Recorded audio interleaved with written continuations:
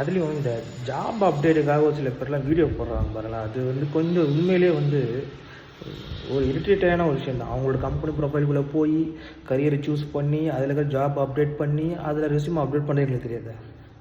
இல்லை அது நீங்கள் போய் சொல்லி தான் எங்களுக்கு தெரியுமா, அவ்வளோ வருஷமாக நாங்கள் பின்னோக்கி இருக்கிறோம். எனக்கு அதுதான் புரியல. பட் இருந்தாலும் அதுக்கும் சப்ஸ்கிரைப் ஆக தான் செய்யுது. நம்ம மக்கள் ஏதோ ஒரு விதத்தில் நம்ம வந்து தெரியாத இன்ஃபர்மேஷனை கொடுத்து நம்மளுக்கு யூஸ் ஆகாதா அப்படின்னு.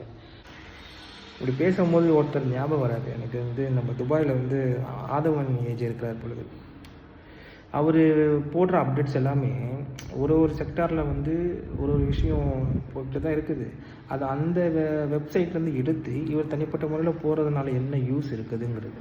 இப்போ ரீசெண்டாக வந்து யூஏயில் எப்படி ஜாப் தேடணும், யூஏலுக்குள்ளே எப்படி வரணுங்கிறத கிளாஸ் எடுக்கிறாரு. அந்த கிளாஸுக்கு வந்து ஃபர்ஸ்ட் டைம் பார்க்குறீங்கன்னா, என்னுடைய பேர் ஆதவன் ஏஜே. நான் துபாயில் 11 வருஷமாக வாழ்ந்துகிட்டு இருக்கேன். இன்னைக்கு எப்படி நீங்க துபாய்க்கு வேலை தேடி வரணுன்றத ஃபுல்லா நான் சொல்லி தர போறேன். அதுக்கு முன்னாடி இன்னைக்கும் இந்த நாட்டுல ஏஜென்ட்ஸ் மூலியமா ஏஜென்ட்ஸ் கிட்ட பணத்தை கொடுத்து நம்பி இங்க வேலைக்கு வந்து 2 மாசம் வேலை செஞ்சு சம்பளம் இல்லாம வெறும் கையோட ஊருக்கு போனவங்க எத்தனையோ பேர் இருக்காங்க. அதுல நீங்க வராம இருக்கிறதுக்கு கண்டிப்பா நான் சொல்லித்தர விஷயங்களை ஃபாலோ பண்ணுங்க. இந்தியாவோட நம்பகத்தன்மை வாய்ந்த யூடமின்ற ஒரு ஆன்லைன் ஸ்கூல்ல தான் நான் உங்களுக்கு சொல்லி தர போறேன்.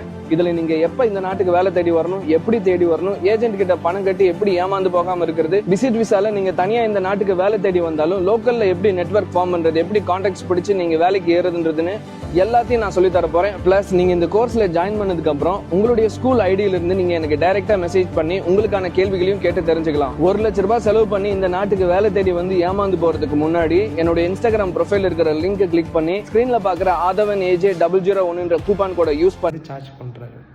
அந்த ஒரு விஷயம் தான் எனக்கு அவர் சொன்ன ஒரே ஒரு பாயிண்ட்டு, ஏஜென்ட்ஸுக்கு காசு கொடுத்து ஏமாறாதீங்கன்னு சொல்லி இப்போலாம் ஏமாறக்கூடாதுங்கிறதுக்காக போடுற வீடியோக்காக அவர் அமௌண்ட் வாங்குறது வந்து அது ஏற்றுக்கிற மாதிரி தான் இல்லை.